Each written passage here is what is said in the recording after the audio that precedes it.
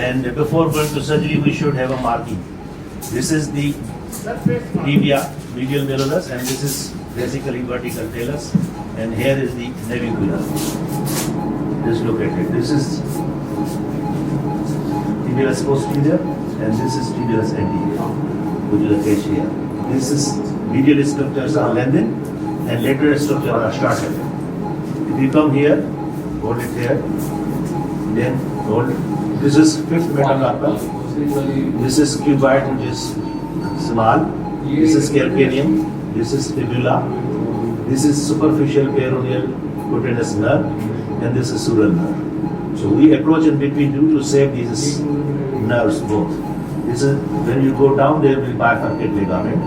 This is subtalar joint, calcaneum and talus, and this is here navicular, which is dislocated. So we approach just from the Olier's approach from here, this incision, and then another incision here, and third incision will be on the calcaneum to release the tendinoachelis and posterior.